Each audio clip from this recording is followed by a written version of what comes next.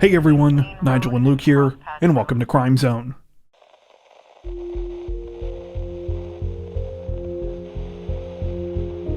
Authorities in Butte County, California say that a 42-year-old ex-convict is facing serious new charges this week after he was accused of starting one of the state's largest wildfires so far this year by pushing a flaming car into the middle of a local park.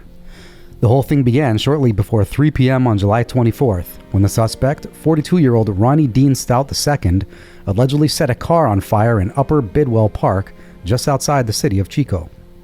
Once the vehicle was engulfed in flames, Stout reportedly pushed it off an embankment, where it fell 60 feet into a gully close to a spot known as the Alligator Hole. Almost immediately, the flames from the car began spreading to the surrounding greenery and rapidly turned into a forest fire. According to police, Stout calmly left the area, blending in with other citizens as they began to evacuate. Due to gusty conditions by the following day, the fire had grown to over 120,000 acres and was officially dubbed the Park Fire. By the evening of July 25th, it was only 3% contained, and at least 4,000 people were reported to have been evacuated from the area. Thanks to witness statements, investigators with the California Department of Forestry and Fire Protection were able to identify and arrest Stout. So far, no motive has been released behind the situation. However, numerous reports state that Stout has a disturbing criminal history which include convictions for lewd and lascivious acts with a child under 14, as well as robbery with great bodily injury.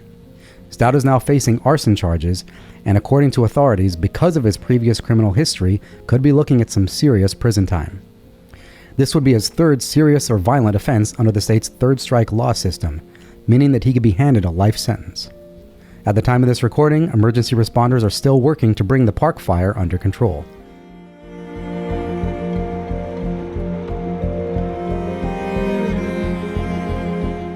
Authorities in Lancaster County, Nebraska say that a local teen is facing serious charges this week, several months after he allegedly caused an extremely dangerous and expensive train derailment so that he could get footage of the crash for his YouTube channel. According to reports, the wild incident took place back on April 21st, when the train in question, which was owned and operated by BNSF Railway, was on its usual route to deliver coal to a power plant in Nebraska City. The train was passing through the city of Bennet when suddenly its conductor noticed that something wasn't right. As he was approaching a crossing at the intersection of Monroe and Juniper Streets, he could tell that one of the track switches was misaligned. He attempted to perform an emergency stop, but unfortunately, it was already too late. 2 of the locomotives, as well as 5 of the train's cars, veered off the tracks, slamming into another empty coal car seconds later. Thankfully, the derailment was nowhere near as bad as it could have been. Neither the locomotive or the cars flipped over, and no one was injured. Still, the whole thing resulted in more than $350,000 worth of damage. When officials were sent out to the scene to investigate, they quickly began to suspect that the situation was no accident. Part of this had to do with the misaligned switch itself. Upon closer examination, a padlock for the device was found to be missing, indicating it had likely been tampered with. However, what was even more of a giveaway was the behavior of a 17-year-old boy at the scene who claimed to be a witness. Let's just say he wasn't exactly subtle. Upon seeing an investigator arrive to inspect the crash scene, the teen immediately came over to them. The boy, who is described as a train enthusiast in court reports, proceeded to ask the investigator what had happened. When the investigator said they didn't know yet, the boy reportedly replied, quote, "Obviously a switch was flipped the wrong way." Understandably, this caught the attention of the investigator, who began asking more questions of the 17-year-old. He denied trespassing in the area or tampering with the switch, but allegedly went on to show the investigator footage he had recorded of the derailment on a camera he brought with him. Witnesses later claimed that they had seen the teen setting up this same camera on a tripod just 4 minutes before the crash. As unbelievable as all of this already was, the case gets even more ridiculous from here. Authorities allege that a few days later, the teen posted footage of the incident to his YouTube channel, Z-Unit 6. In the video, which the 17-year-old also apparently sent to a local news outlet, he can be heard reacting during the derailment as if he's totally shocked by what's going on, saying, quote, "Oh my God, oh my freaking God," and "Are they okay?" The teen titled the video, quote, "Most insane video I've ever taken," in all capital letters. This week, the 17-year-old was charged with 2 counts of criminal mischief causing damage worth more than $5,000, both of which are felony charges. He has not been identified due to his age, though prosecutors have already filed a motion to have the case transferred from juvenile to adult court. If convicted, the teen could be looking at penalties ranging from a $15,000 fine to 7 years in prison.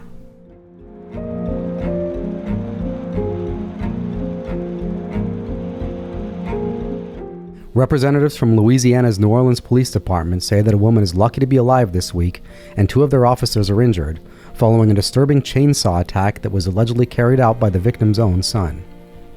The whole thing started at around 2 p.m. on July 23rd, when New Orleans police were called to a residence on the 3500 block of Franklin Avenue in the city's Gentilly neighborhood. They were told that there had been some kind of attack. When officers arrived at the scene, things were even more horrifying than they could have imagined. The suspect, 34-year-old John Pittman, had allegedly tried to cut off his elderly mother's arm and had very nearly succeeded. The 70-year-old victim was rushed to a hospital in critical condition, though miraculously, doctors were able to save her limb. In the meantime, police engaged Pittman, who apparently put up quite the fight. A female officer ended up with a broken leg as well as injuries to her neck and head after falling down some stairs during the confrontation, while a male officer was bitten on his left arm. Thankfully, both have since been treated for their injuries and released from local hospitals. Pittman has now been charged with attempted first-degree murder, battery of a police officer, resisting an officer, and disarming a peace officer. While no official motive has been released behind the disturbing incident, some reports state that Pittman has a history of mental illness and may have been off his medication at the time of the attack. At the time of his arrest, he was already facing charges for a prior violent incident last August in which he allegedly attacked an elderly man at a local train station.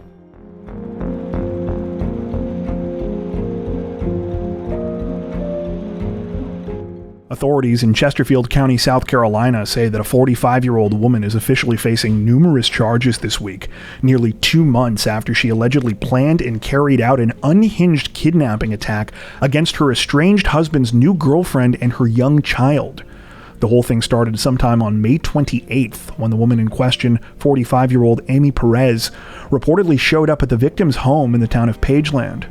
She was apparently accompanied by 3 other people, all of whom were armed and posing as police officers. After entering the residence, Perez and her accomplices allegedly forced Rosa Avalos and her 8-year-old son into a vehicle. They were driven to an abandoned property where Rosa was reportedly slashed and stabbed in the torso with a knife. According to police, this entire horrifying situation was planned and executed by Perez and the others as part of a wild plot with one specific goal. Perez wanted her estranged husband, Alfredo, to come back to her, and she was jealous of Rosa, who was his new girlfriend. While holding her and her young son hostage, the suspects allegedly called Alfredo, saying that they would let the victims go if he agreed to come back home. Of course, he did not agree to this, and police were called. They were able to rescue Rosa and her son roughly 8 hours after the ordeal began. Rosa was briefly hospitalized due to a laceration to her liver from her stab wound. Unfortunately, this still wasn't the end of the nightmare for the mother and son. While most of the suspects were arrested right away, it appears that Perez herself managed to escape. The exact details are fuzzy in reports that we came across, but from the way it sounds, she was initially taken into custody in North Carolina on less serious charges before being granted bail. Once released, police say that she took off to Mississippi, where she was finally caught again on June 20th. Throughout this time, Rosa claims that Perez routinely called and threatened her family members, saying that she would kill them if they did not reveal where she was staying. This week, authorities announced that Perez had been hit with additional charges and is now facing counts including impersonating a law enforcement officer, possession of a weapon during the commission of a violent crime, attempted murder, 2 counts of kidnapping, burglary, and intimidation of court officials. If you're wondering about that last charge, apparently it was added after a deputy accused Perez of trying to bribe her with $1,000 to let her out of jail. At the time of this recording, Perez remains in custody. It appears that the names of her accomplices have not been released so far. However, several of the reports we came across identified 2 of them as her sons.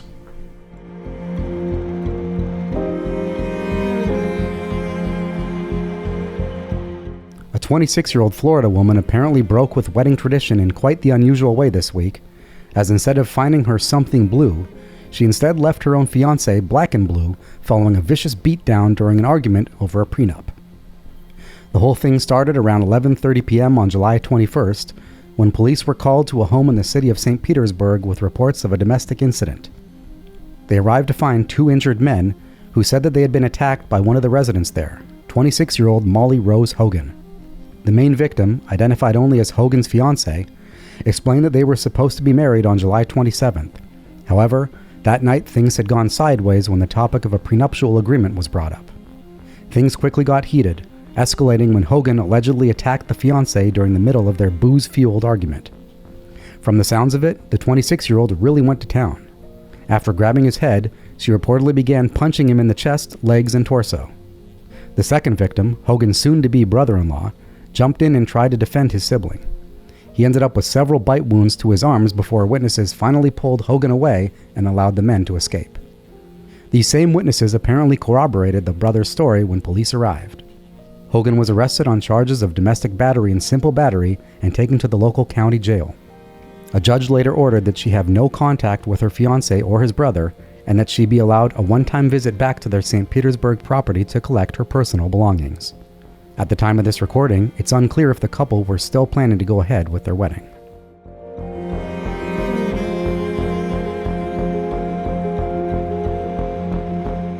Authorities in LaPorte County, Indiana, say that a local prison nurse's aide landed herself behind bars recently after she allegedly tried to smuggle drugs into the facility where she worked inside of her lunch. The whole thing took place on July 3rd when the woman in question, 46-year-old Regina Davis, showed up for work at the Indiana State Prison. Like every other employee, Davis was required to put her belongings through an X-ray machine before she could begin her shift. At first, everything seemed normal. Davis walked through the machine herself with no issues, and most of her personal items were cleared as well. However, things went sideways as soon as she put her food through the scanner, and one of her coworkers noticed that the large lasagna she had brought for lunch looked a little funny. Another employee was called over, and they agreed that they needed to take a closer look. Unfortunately for Davis, her coworkers found more than homemade meat sauce when they began peeling back the lasagna's layers. It turned out that this particular recipe included 3 ounces of cocaine and more than 1.5 ounces of marijuana. The drugs were concealed in several packages and wrapped in electrical tape. At first, Davis tried the whole "I have no idea how that got there" routine, saying that she had been given the lasagna by a friend at a tattoo parlor. However, when a search of her phone was conducted, photos of the drugs wrapped in the same packaging were found, proving that she was lying. At this point, Davis changed her story, saying that she had been receiving disturbing calls from unknown numbers and individuals. These people had been threatening to hurt her and her brother, who she said had just been released from a prison work program in South Bend. The 46-year-old stated that she was instructed to pick up the drugs and take them into the prison where she worked. When she was in one of the nursing rooms, a man would come and say that they were there to pick up foot cream, at which point she was supposed to hand over the smuggled drugs. While it's unclear if there is any truth to this story or not, in the meantime, Davis was arrested on 2 felony drug trafficking charges. She was freed on $1,500 bond and is due to appear back in court on August 2nd.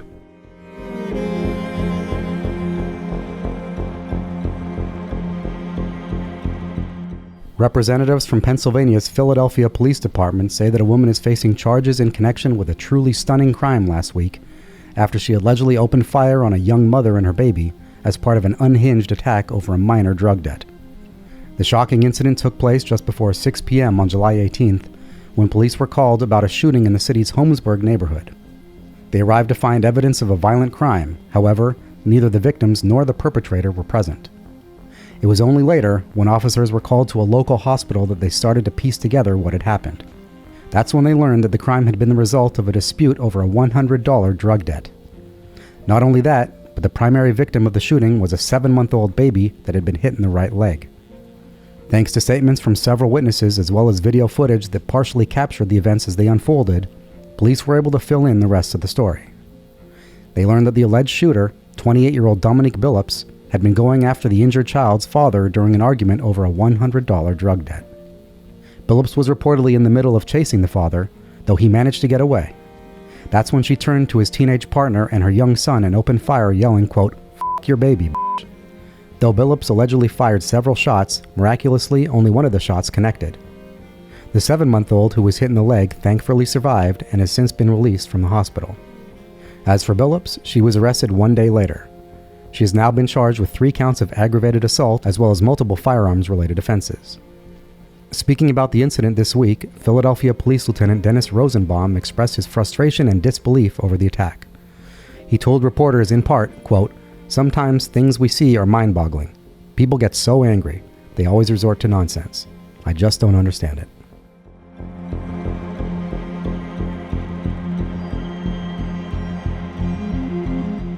Authorities in Dakota County, Minnesota say that a 25-year-old local woman is facing murder charges after she allegedly shot and killed an elderly man inside her family home earlier this month, then spent more than a week cleaning up before finally contacting police. According to a press release from the Dakota County Attorney's Office, the whole thing started sometime on July 18th when police in the city of Burnsville received a call from 25-year-old Josephine Ann Powers. Powers explained that a shooting had taken place inside her house several days earlier and that someone was dead. When detectives came out to investigate, Powers explained that the victim, 70-year-old Michael Robert Riccio, had been fatally shot inside the residence on July 9th. She claimed that an unidentified man was responsible and that the body had since been moved by another man named Chris. Chris was later identified as Christopher Michael Hawkins. Authorities went to Hawkins' property somewhere in Minneapolis, where they found Michael Riccio's remains. He had been wrapped in tarps, garbage bags, and rugs and put in a gray plastic container in Hawkins' shed. It was clear that he had died of a single gunshot wound to the head. While Hawkins reportedly admitted to helping dispose of Riccio's body, he said that Powers wasn't telling the truth about what had happened. He alleged that it was actually her who shot and killed the 70-year-old. Hawkins stated that Powers did it because he was, quote, "f***ing with her and she could not take it anymore, so she shot him." He said that he had been offered a pickup truck to help clean up the crime scene and dispose of the body. Other witnesses who were allegedly present for the actual killing backed up Hawkins' story. They told detectives that Powers and Riccio had been arguing in a basement bedroom when Powers grabbed a handgun and shot the 70-year-old in the head. The witnesses said that afterwards, Powers panicked and began running all over the house trying to clean things up. Evidence corroborating this cleanup was apparently found by police, who noticed a strong smell of bleach in the home when they were called there, as well as what appeared to be recently patched bullet holes in one of the hallways. Perhaps the strangest accounting of what happened came from Powers' father, who was away on a 2-week vacation when the murder took place. He returned home to find dried blood all over the house, which he apparently mistook for brown paint. 2 days before his daughter called police to inform them of the killing, the father also said that he came home on a lunch break to find a man in a hazmat suit cleaning up and cutting sections of carpet out of the basement floor. Despite this strange scene and the fact that the place smelled strongly of ammonia, the man did not investigate further and simply went back to work. He claimed that he had been told about the murder later by one of his daughter's friends. At the time of this recording, it appears no real additional context has been provided about the circumstances that led up to the killing. Powers has been arrested and charged with second-degree intentional murder, while Hawkins is in custody on a separate third-degree burglary charge. He is expected to face additional charges after his release. Before we wrap up, we'd like to take a second to give a huge shout-out to everyone who has made it this far into the video. Seriously, thank you so much for watching. If you found today's upload interesting and informative, we'd be honored if you'd consider liking and subscribing, as well as hitting the notification bell and selecting all notifications to stay up to date with our latest releases. If you're looking for additional ways to help support the channel, we'd love to have you join us over on Patreon. Patrons get ad-free and early access to all of our content, as well as 4 additional stories per week for each of our Crimes of the Week and Crimes of the Week International videos. You can learn more at patreon.com/crimezone, where you'll also find some of the fine folks whose names are currently on screen. All that being said, we understand that not everyone has the means to support financially, and that's totally okay. We appreciate every like, sub, share, and comment that you send our way. Once again, thanks so much everyone, and take care.